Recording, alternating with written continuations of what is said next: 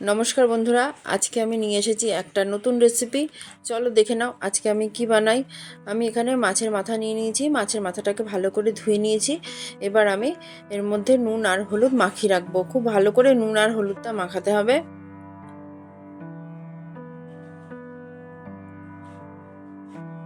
দেখো আমার নুন হলুদ মাখানো একদম হয়ে গেছে।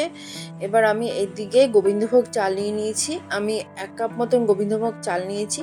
চালটাকে একটু ধুয়ে নিয়েছি, ধুয়ে আধ ঘন্টা মতন জলে ভিজিয়ে রেখেছি। এবার দেখো আমি পটল আর আলু নিয়ে নিয়েছি। পটলের খোসাটাকে উপর থেকে চেঁচে নিয়েছি আর আলুগুলো ডুমো ডুমো করে কেটে নিয়েছি। এই টাইমে কিন্তু পটল শেষ, প্রায় শেষ বললেই চলে, কিন্তু আমাদের আর পটল খেতে ইচ্ছা করে না, তখন এইভাবে রান্না করে নিও, দেখবে খেতে কিন্তু জাস্ট দুর্দান্ত লাগে। এবার দেখো পেঁয়াজ কুচি নিয়ে নিয়েছি। একটা বড় সাইজের পেঁয়াজ আমি কুচি করে কেটে নিয়েছি। আর এদিকে আদা রসুন আর লঙ্কা বাটা নিয়ে নিয়েছি। এখানে আমি 7-8 কোয়া মতন রসুন নিয়েছি আর লঙ্কা নিয়ে নিয়েছি 8-10টা মতন। এবার দেখো টমেটো বাটা নিয়ে নিয়েছি। টমেটো মানে একটা টমেটো আমি মিক্সিতে পেস্ট করে নিয়েছি। কড়াইয়ে আমি সর্ষের তেল দিয়ে দিলাম। তেলটা খুব ভালো করে গরম হলে আমি মাছের মাথাগুলো দিয়ে দেবো। মাথাগুলো দিয়ে একটু ঢেকে রাখবো, না ওখান থেকে তেল ছিটকোতে পারে। 2-3 মিনিট মতন ঢাকলেই হবে। তারপরে গ্যাসের আঁচটা কিন্তু এই টাইমে একদম কমিয়ে রাখবে, নাহলে মাথাগুলো পুড়ে যেতে পারে। এবার আমি এপিট ওপিট করে সব ভেজে নেব। খুব ভালো করে মানে লালচে করে ভাজতে হবে। দেখো আমার কিন্তু মাথাগুলো অলমোস্ট ভাজা হয়ে গেছে। আমি ভালো করে একেবারে কড়া করে মাছের মাথাগুলো ভেজে নিয়েছি। এবার আমি নামিয়ে নেব।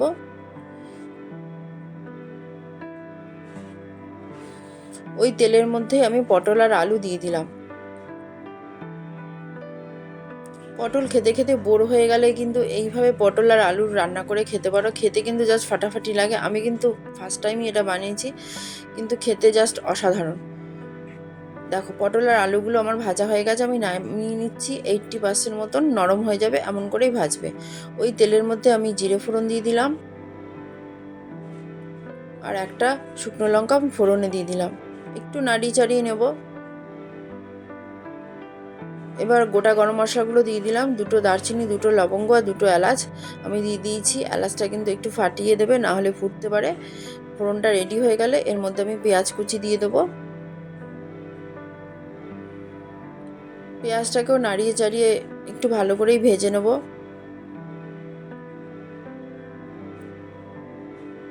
দেখো আমার কিন্তু পেঁয়াজটা ভাজা একদম হয়ে গেছে, একেবারে লালচে করে আমি পেঁয়াজটা ভেজে নিয়েছি।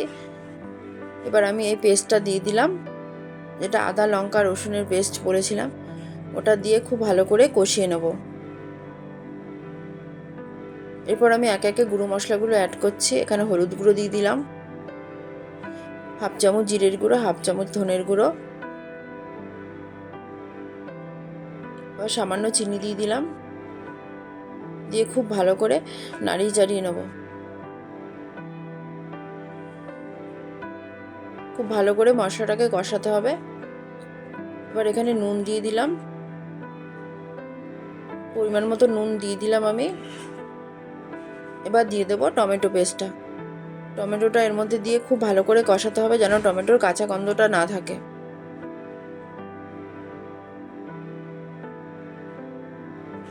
দেখেছো কালারটা কত সুন্দর লাগছে। বাড়িতে খাওয়ার মতন আমি একাই আছি, কারণ আমার হাজবেন্ড খেতে খুব একটা পছন্দ করে না। আর আমার ছেলে তো মাছের মাথা খায় না, ও শুধু তরকারিটাই খেয়েছিল। দেখো মশলাটা কষানো হয়ে গেছে। এবার আমি চালটা দিয়ে দিলাম। চালটা দিয়ে মশলার সাথে খুব ভালো করে নাড়াচাড়া করতে হবে। 3-4 মিনিট গ্যাসের আঁচটা কমিয়ে কিন্তু একেবারে কষিয়ে নেবে খুব ভালো করে। দেখো আমার কিন্তু কষানোটা একদম হয়ে গেছে, সাইড দিয়ে তেলটা সেপারেট হতে শুরু করে দিয়েছে। এবার আমি পটল আর আলুটা দিয়ে দিলাম।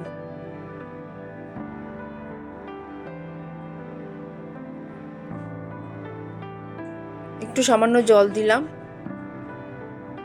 জল দিয়ে খুব ভালো করে মিশিয়ে নিতে হবে।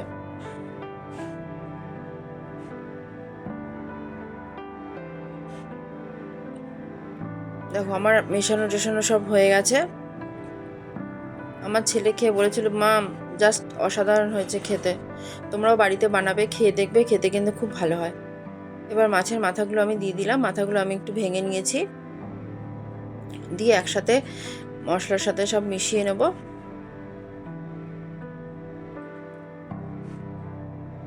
একটু হাতে সময় নিয়ে রান্না করলে কিন্তু খেতে কিন্তু ভালোই হয়, বলো। দেখো আমার সব মেশানো টেশানো হয়ে গেছে। এবার আমি জল দিয়ে দিলাম, খুব বেশি জল দেব না, হাফ গ্লাস মতন জল দিয়ে দিয়েছি। দিয়ে একটু নাড়ি চাড়িয়ে নেব। এই রান্নাটা হতে কিন্তু বেশি সময় লাগে না, খুব তাড়াতাড়ি রান্নাটা হয়ে যায়। শুধু পটলের তরকারি খেতে ইচ্ছা না করলে এইভাবে তোমরা রান্না করে খাবে, খেতে কিন্তু জাস্ট ফাটাফাটি হয়। এবার আমি ঢেকে দেবো।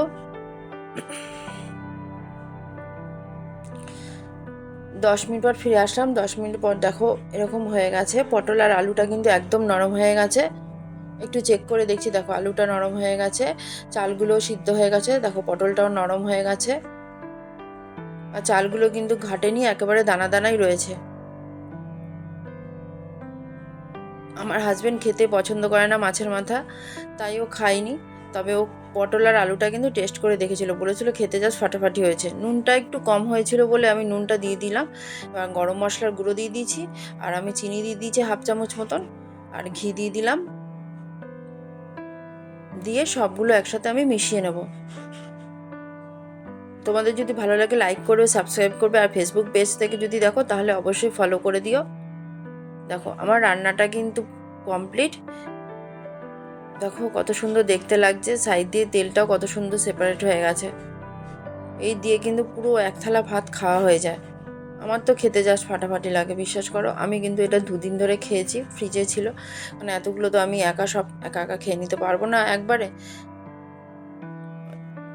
এবার আমি সার্ভ করে দেখাচ্ছি।